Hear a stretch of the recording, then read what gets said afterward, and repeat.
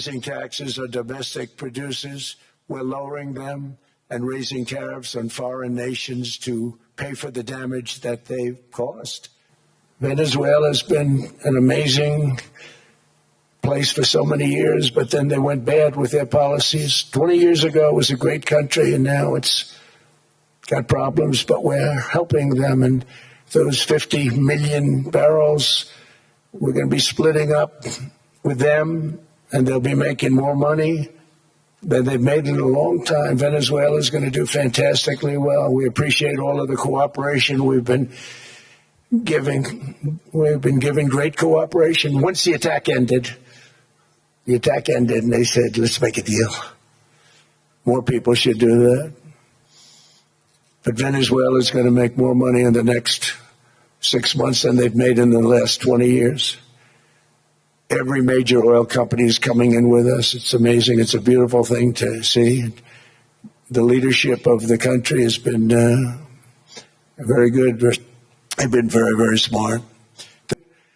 And I said, no, you can't. They came back 2 weeks and they didn't have the plan. They said, we thought you were kidding. Because of my landslide election victory, the United States avoided the catastrophic energy collapse which befell every European nation that pursued the Green New Scam, perhaps the greatest hoax in history. The Green New Scam, windmills all over the place, destroy your land. Every time that goes around, you lose $1,000.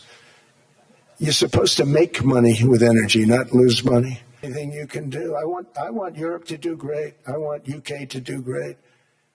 We're sitting on one of the greatest energy sources in the world. The United Kingdom produces just 1/3 of the total energy from all sources that it did in 1999. Think of that, 1/3. And they're sitting on top of the North Sea, one of the greatest reserves anywhere in the world, but they don't use it. And that's one reason why their energy has reached catastrophically low levels with equally high prices. High prices, very low levels. Think of that, 1/3. And you're sitting on top of the North Sea, and they like to say, well, that's depleted. It's not depleted. It's got 500 years. They haven't even found the oil. The North Sea is incredible. They don't let anybody drill. Environmentally, they don't let them drill. Anti-aircraft missiles went up. There was one that went up about 30 feet and crashed down right next to the people that sent it. They said, what the hell is going on? China makes almost all of the windmills. And yet I haven't been able to find any wind farms in China. Did you ever think of that? It's a good way of looking at it. They're smart. China's very smart. They make them. They sell them for a fortune. They sell them to the stupid people that buy them. But they don't use them themselves.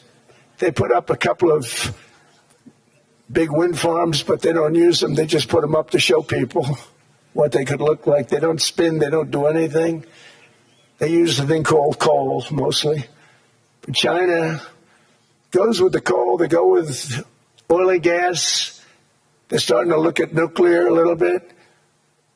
And they're doing just fine. Landslide, a giant landslide, won all 7 swing states, won the popular vote, won everything. And they only get negative.